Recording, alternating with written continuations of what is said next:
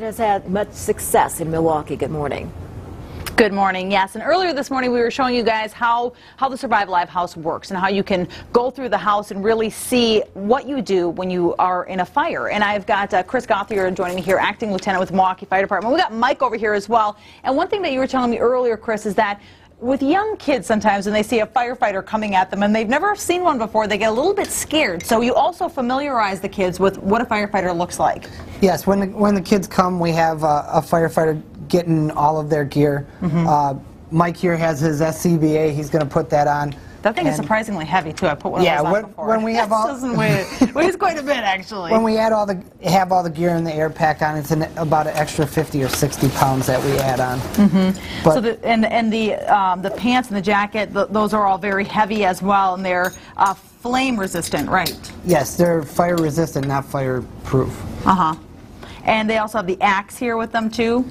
Yep, sometimes that's our key to the city. We can get in pretty much wherever we need to with an axe most of the time. So then in this classroom setting here, do you have one of the firefighters come out in their gear so the kids can see what they look like? Yes, we have a firefighter getting all their gear and go from being in a regular station uniform like I'm wearing to the point where Mike would have his face piece on and the SCBA and show how we're the same person, but we look different. It's just the tools that we use to do our job. Yeah, it would be surprising, though, if you're young and you're not familiar with that. I mean, it's good to learn. But if we step right on over here, Chris, we also get an idea of how you test some of the kids' knowledge as well, because you've got the second graders that come in, but then you've got the fifth graders that come in that have already been through the program, and then this way you can test them to see if they remember what they learned when they were in the second grade. Sure. When the fifth graders come, when they first get here, we have them go through. They get each student gets a remote control. Yep, to answer questions with, and it gives us a baseline to see how much of the information that they remember from when they came here in second grade. And then right before they leave, they answer the same questions, and it kind of lets us know if they leave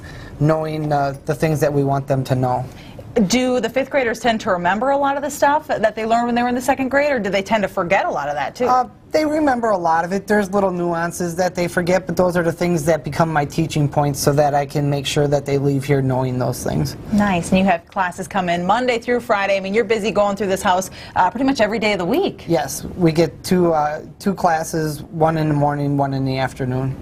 Wonderful. Thank you so much, Chris. And guys, you know, such a wonderful program here. Really teaches those kids those life-saving fire safety skills, because you never know. It could happen to any of us. But for now, we're going to throw it back to you guys. It's true. Thanks, Laura.